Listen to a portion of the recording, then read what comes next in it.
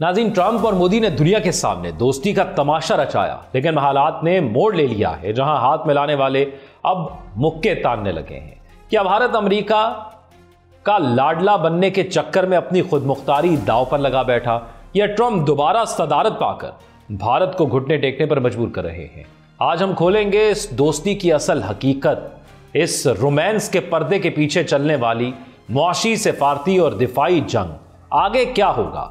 क्या ट्रंप सस्ते तेल की रूस से खरीदारी पर भारत को मजीद टफ टाइम देने वाला है? अगले चंद दिन भारत के लिए कयामत खेज होने वाले हैं। आप देख रहे हैं 92 न्यूज डिजिटल और मैं हूं ज़ौक अहमद। नाज़रीन, जनवरी 2025 में जब ट्रंप दोबारा व्हाइट हाउस पहुंचे, दिल्ली में कुछ सियासी तज्जियाकारों ने जश्न मनाया। उनका मानना था कि ट्रंप और मोदी की जाती केमिस्ट्री भारत को ट्रंप की गैर मुतवक्के पॉलिसियों से बचा लेगी। और क्यों ना होता, दोनों ने एक दूसरे की इलेक्शन कैंपेन्स में हिस्सा लिया, एक दूसरे को दोस्त कहा, और मोदी तो व्हाइट हाउस में ट्रंप से मुलाकात करने वाले पहले आलमी लीडर बने।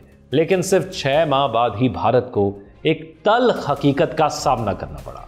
अमेरिकी सदर ने ट्रंप ने भारत पर 25% टैरिफ लगा दिया, और तो और रूस से सस्ता तेल खरीदने पर रोज नई धमकियां।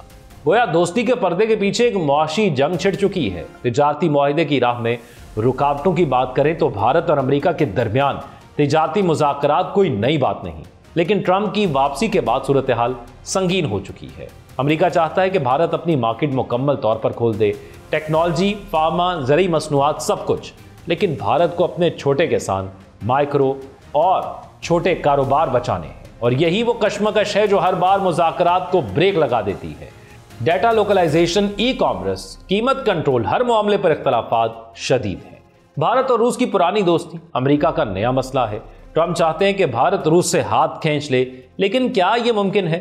रूस भारत का दरीना इत्तेहादी, दिफाई साजो सामान, न्यूक्लियर टेक्नोलॉजी, सस्ता तेल, सब कुछ वहीं से तो आता है। मोदी ने न सिर्फ रूसी खाम तेल की खरीदारी जारी रखी, बल्कि प्यूटन से आला तरीन सिविल एजाज भी वसूल किया। और यही बात ट्रंप को हजम नहीं हो रही। वो बार बार भारत पर दबाव डाल रहे हैं कि रूस से दूरी इख्तियार करो, वरना और टैरिफ सहो। पाकिस्तान भारत जंग के सीज फायर और ट्रंप की कश्मीर सालसी पर बात करते हैं। जब मकबूजा कश्मीर में भारत ने पहलगाम का फॉल्स फ्लैग ऑपरेशन किया, तो भारत ने मन घड़त इल्जामात पाकिस्तान पर लगाए, और इसी को बहाना बनाते हुए भारत ने 6 मई की रात को पाकिस्तान पर हमला किया। लेकिन 7 मई को पाकिस्तान ने ऐसा झटका दिया कि भारत आग और बारूद में दफन होने लगा। भारत के राफेल, MiG-21, रूसी साख्ता air defence system, air bases, military depot, LOC पर फौजी चौकियां, सब कुछ तबाह बर्बाद हो गई। भारत पाकिस्तान के आगे घुटने टेकने पर मजबूर हो गया। 4 रोज में भारतीय फौज ने चौकियों पर सफेद झंडे लहरा दिए। मोदी ने पसे पर्दा रहकर अमेरिका से सीज फायर की दरखास्त की, तो ट्रंप एक मरतबा फिर हीरो बने, मैदान में आ गए और दावा किया कि मैंने दोनों ममालिक के दरमियान जंग रुकवाई थी। ट्रंप ने कहा कि मैंने ट्रेड का इस्तेमाल किया और पाक भारत जंग रुक गई, लेकिन भारत ने फौरन तरदीद की और साफ साफ मुकर गया। मोदी हुकूमत ने कहा कोई सालसी नहीं हुई, कोई कॉल नहीं आई, और जंग बंदी तो हमने खुद की। इस दावे के बावजूद ट्रंप बार बार खुद को अमन का सफीर करार देते रहे। यहां तक कि अमेरिकी सदर ने तारीख में पहली बार पाकिस्तान के आर्मी चीफ सैयद आसिम मुनीर को व्हाइट हाउस मदऊ किया। अमेरिका पाकिस्तान ताल्लुकात की नई गर्मजोशी ने भारत में सफ़े मातम बिछा दिया। यही वो लम्हा था जब भारत को एक और झटका लगा। पाकिस्तान, जो कल तक वॉशिंगटन की नजरों में ओझल हुआ था, अब व्हाइट हाउस में ट्रंप की मेहमान नवाजी से लुत्फानंदोज हो रहा है। न सिर्फ मेहमान नवाजी, बल्कि अमेरिका ने पाकिस्तान के साथ मुश्तरका तेल मंसूबे की बात भी छेड़ दी, और एक बार फिर ट्रंप का तीर दिल्ली की तरफ मुड़ा। कौन जाने, शायद एक दिन पाकिस्तान भारत को तेल बेच रहा हो। ट्रंप ने अपने ट्रुथ सोशल पर लिखा, जिसने मोदी सरकार के जख्मों पर नमक पाशी की। मुल्क बदरी, वीजे और तारकीन वतन का बहरान। फरवरी में मोदी के अमरीकी दौरे से सिर्फ दिनों पहले इंटरनेट पर एक वायरल वीडियो, दर्जनों भारतीय शहरी जंजीरों में जकड़े हुए एक अमरीकी फौजी त्यारे में वापस भारत लाए जा रहे थे। यह गैर दस्तावेजी तारकीन वतन की मुल्क बदरी थी, वो भी इंसानी वक़ार को रौंदते हुए।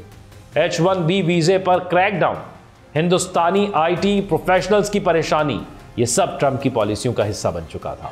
बेसिकली इस सब चीज की बुनियाद है ब्रिक्स, जो कि अमेरिकन इत्तेहाद के खिलाफ एक नया इत्तेहाद बनाया गया, और जिसमें बताया गया कि अब उस एक करेंसी के अंदर ट्रेड की जाएगी जिसका पार्टनर इंडिया भी है, रशिया भी है।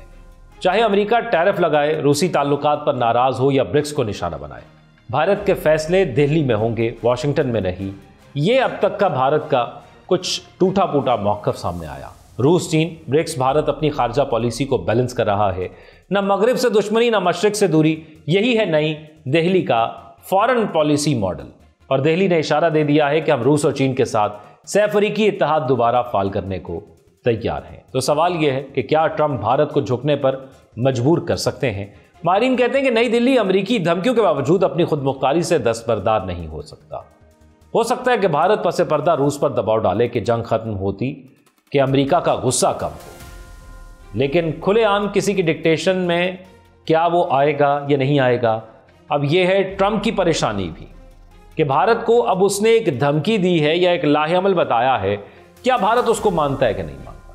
अगर भारत उसको नहीं मानता तो यह ट्रंप को मजीद गुस्सा दिलाएगा और ट्रंप के बयानात कहीं यहीं पर आकर ख़त्म नहीं होंगे, क्योंकि भारत जो कि इस खित्ते के अंदर एक वॉच डॉग बनना चाहता था अमेरिका का, और ये जो झटका उसको पाकिस्तान पाक भारत जंग के अंदर लगा, जिसके बाद उसकी आलमी अहमियत कम हो गई, उससे पीछे भी कुछ वाकयात हैं।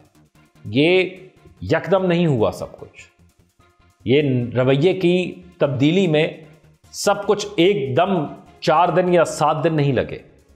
एक तो ये हुआ कि भारत पूरी दुनिया के अंदर दहशतगर्दी फैला रहा है, और वाज़े तौर पर इसके सबूत जब कनाडा के अंदर मिले तो फिर लोगों को समझ आई कि पाकिस्तान भी ठीक ही कहता है।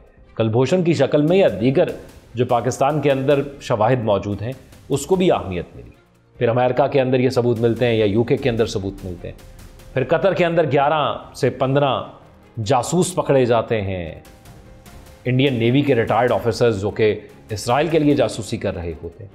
फिर इस सब तनाजुर के अंदर पाक भारत जंग हो जाती है, और पूरी दुनिया ये समझती है कि जो भारत कहता है वो करके दिखाएगा।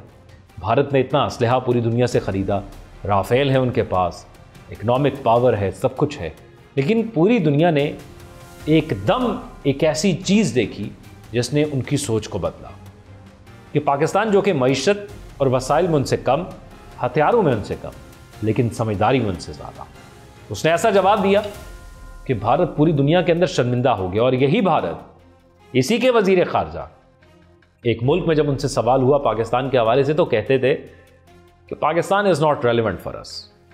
अब भारत रेलिवेंट नहीं रहा, और भारत जो चाहता था कि वो यहाँ पर, क्योंकि उसकी दुश्मनी पाकिस्तान से भी है और चाइना से भी है, तो वो चाहता था कि अमेरिका का एक इत्तेहादी बनकर वो इस खित्ते के अंदर धाड़ने की कोशिश करे। लेकिन अभी उसने सिर्फ सर उठाया नहीं, ऊपर देखा ही है, तो उसे नज़रें झुकानी पड़ गई, क्योंकि उसको इबरतनाक शिकस्त हुई।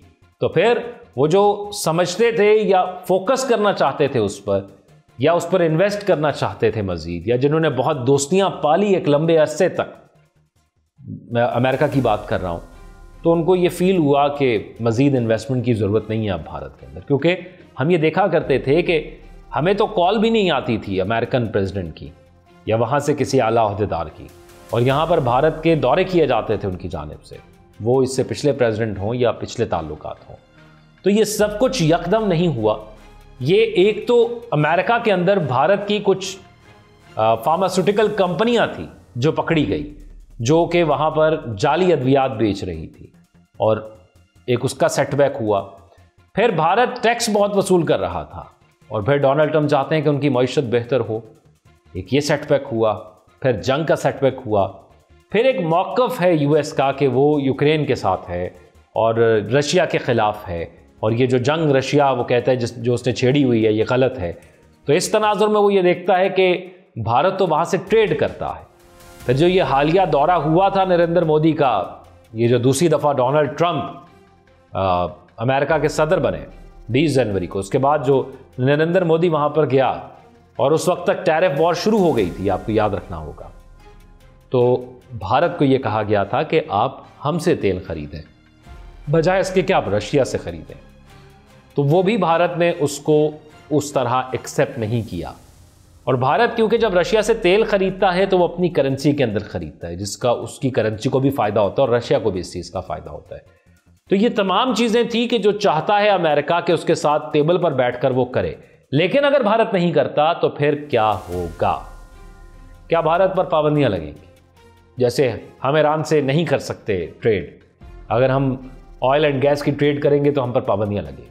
तो क्या भारत पर पाबंदियां लगेंगी कि अगर वो अमेरिका की बात नहीं मानता, और अगर किसी मुल्क पर अमेरिका पाबंदियां लगाता है तो ये उसकी मईशत के लिए बहुत बड़ा झटका होता है। उसकी करेंसी की जो वैल्यू होती है वो डीवैल्यू हो जाता है। और इस खित्ते के अंदर क्योंकि भारत का एक हाथ था और उसने बड़ा अरसा लगाकर इस खित्ते के अमन को ख़राब किया और उन सब स्टेक होल्डर्स को अपने साथ में लाया कि जिनको वो मिलाकर अमन को ख़राब करता है, अब वो सब उससे दूर होते जा रहे हैं। सिर्फ अमेरिका नहीं, अफगानिस्तान, पाकिस्तान और अफगानिस्तान के सफारती सतह पर ताल्लुकात बेहतर हो रहे हैं। चाइना अफगानिस्तान को बीच में लेकर आता है और कहता है कि CPEC 2 में मैं उसको किरदार बनाना चाहता हूं। पाकिस्तान के साथ अफगानिस्तान का बॉर्डर जुड़ता है और स्ट्रैटेजिकली पाकिस्तान की वैल्यू बहुत ज़्यादा है और इसके साथ अफगानिस्तान की वैल्यू भी बढ़ जाती है, क्योंकि अगर रोड एंड बेल्ट इनिशिएटिव जो बनते हैं उसमें अफगानिस्तान एक अहम खित्ता है जिससे ये रोड्स गुजर कर फिर दुनिया को उस पार किर्गिस्तान या दीगर ममालिक से जोड़ती हैं। तो इसलिए जो कुछ अमेरिका के साथ मिलकर या जो कुछ भारत मकरू धंधा उसका चलता रहा है, उसने इन्वेस्टमेंट्स की अफगानिस्तान के साथ या दीगर मुल्कों के साथ, वो सब कुछ सिर्फ 1-2 माह के अंदर मलियामेट हो गई। और यही वो चीज़ है जो कि नरेंद्र मोदी को खाई जा रही है, क्योंकि उसका पॉलिटिकल सर्वाइवल वो दांव पर लग गया है। और ये हम जानते हैं कि वो अपने पॉलिटिकल सर्वाइवल के लिए कुछ भी कर सकता है। वो एक और फॉल्स फ्लैग ऑपरेशन कर सकता है, वो अपने ही लोगों को मारता है ताकि वोट बैंक को स्ट्रांग करे। तो अब देखना यह है कि ये ऊंट किस करवट बैठता है। अब अपनी राय से कमेंट सेक्शन में आगाह कीजिएगा। अपना ख्याल रखिएगा। अल्लाह हाफिज़।